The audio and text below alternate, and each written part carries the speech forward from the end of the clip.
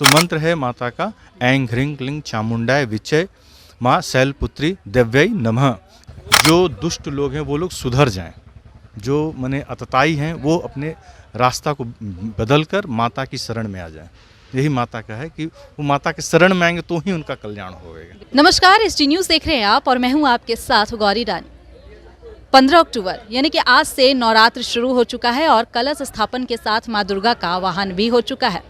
पहले दिन माँ दुर्गा के पहले स्वरूप माँ शैलपुत्री की पूजा की जाती है।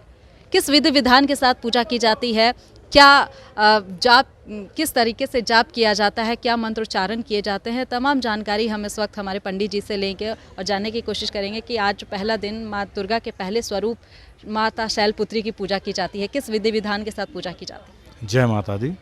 माता शैलपुत्री की पूजा हम लोग करते हैं और माता शैलपुत्री माता दुर्गा की प्रथम शक्ति का नाम है। माता के नव शक्तियों का हम लोग नवरात्र में पूजा करते हैं। तो प्रथम शक्ति का नाम है शैलपुत्री, जो हिमालय राज्य की पुत्री के रूप में पूजन होते हैं। माता को हम लोग प्रसन्न करने के लिए आज के दिन घट स्थापन करते हैं। घट स्थापन करने की विधि तो बहुत है, लेकिन जो हम लोग आसानी से कर सकते हैं वो है कि घर में हम लोग एक पीढ़े पे माता का आसन बिछाएं, उस पर माता को स्थापित करके कलश स्थापन करें, उसके सामने में गणेश जी का स्थापन करें और गणेश जी का पूजन करके फिर माता का पूजन, कलश स्थापन करने के बाद फिर माता का पूजन करें। माता को सफ़ेद चीज़ अधिक प्रिय होती है, सफ़ेद वस्त्र अर्पण कर सकते हैं, सफ़ेद मिठाई जैसे पेड़ा वगैरह, जो भी सफ़ेद प्रसाद हो वो माता को अर्पण करें, उससे आपका सारे मनोकामनाओं को पूर्ण होगी।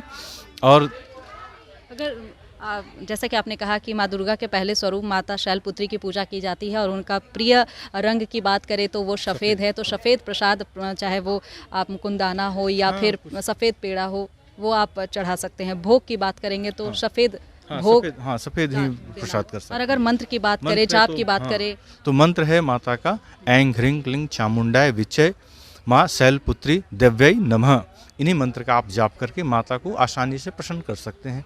माता भक्तों के आसानी से, वो कहते हैं ना कि बहुत ज़्यादा हम विधि विधान बहुत ये तब करने, माता थोड़े से में भी प्रसन्न हो, माता को एक बेलपत्र से भी माता प्रसन्न हो जाती है। तो माता को आप आसानी से पूजन करें और माता सबकी मनोकामनाओं को पूर्ण करती है। माता शैलपुत्री की पूजा बहुत ही सरल है और बहुत ही आसान तरीके से आप कर सकते हैं और अपना जो भी मनोकामना है वो पूरा होते हैं, क्योंकि माता शैलपुत्री जो है वो सभी की मनोकामना पूरा करती है। लेकिन अगर बात करेंगे इस बार की दुर्गा पूजा की, इस बार के नवरात्र की, तो क्या कुछ इस बार विशेष है? कहा जा रहा है कि माँ दुर्गा जो है वो इस बार घोड़े पर सवार होकर आ रही है। घोड़े पर सवार होकर आती है तो माता सबको मनोकामनाओं को अच्छा करती हैं। और कहीं ना कहीं कुछ लोगों के भ्रम होते हैं कि माता ये आ रही हैं तो वो माता कभी किसी का अनिष्ट नहीं करती हैं। जो लोग कहते हैं ना कि वो अनिष्ट हो रहा है, तो अनिष्ट हो रहा है क्यों हो रहा है? क्योंकि वो माता से वो लोग विमुख हो चुके हैं।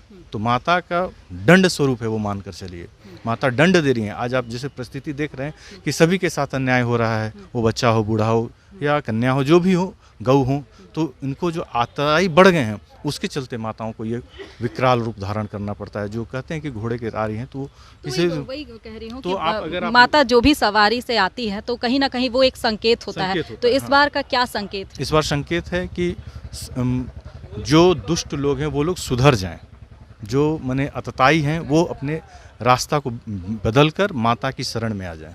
यही माता का है कि वो माता के शरण में आएंगे तो ही उनका कल्याण होगा। बिल्कुल, जो माता के शरण में आएंगे तो ही उनका कल्याण होगा।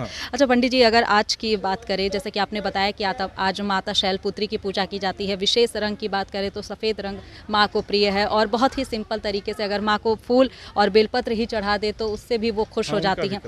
मंत्र की बात की आपने, जाप की बात की, लेकिन अगर इसके साथ ही अगर हम बात करेंगे कि अगर नियम की बात करेंगे तो क्या कुछ नियम के साथ हम पूरे इस नवरात्र को पूजा नियम है कि आप माता का उपवास करें और फलाहार करें। फलाहार आप कर सकते हैं। अगर फलाहार में आपको शरीर सक्षम ना हो तो आप एक समय शुद्ध अन्न का एक टाइम आप आहार ले सकते हैं।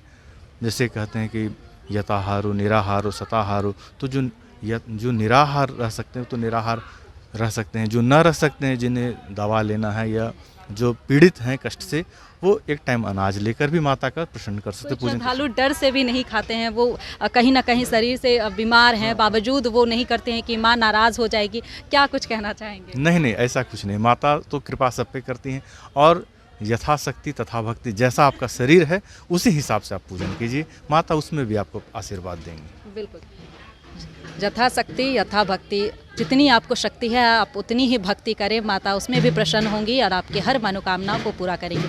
हमारे साथ पंडित जी थे जो हमें विस्तार से बताया कि आज माँ दुर्गा के पहले स्वरूप माँ शैलपुत्री की पूजा की जाती है और माता शैलपुत्री जो है वो सभी के मनोकामनाओं को पूरा करती हैं। उनका प्रिय रंग की बात करेंगे तो वो सफ़ेद है, भोग की बात करेंगे तो सफ़ेद रंग का, चाहे वो मुकुंदाना हो या फिर बताशा हो या फिर सफ़ेद खीर हो, वो चढ़ाकर माता को भोग दिया जाता है। और इस तरीके से आज माँ दुर्गा के पहले स्वरूप माता शैलपुत्री की पूजा की जाती है। घट स्थापन के साथ आज से नवरात्र शुरू हो चुका है, माता का आवाहन हो चुका है। 9 दिनों तक वो धरती पर रहेंगी और सभी के की मंगल कामना के साथ वो सभी के मनोकामनाओं को पूरा करेंगी। फिलहाल इस खबर में इतना ही, मुझे दीजिए इजाज़त, नमस्कार।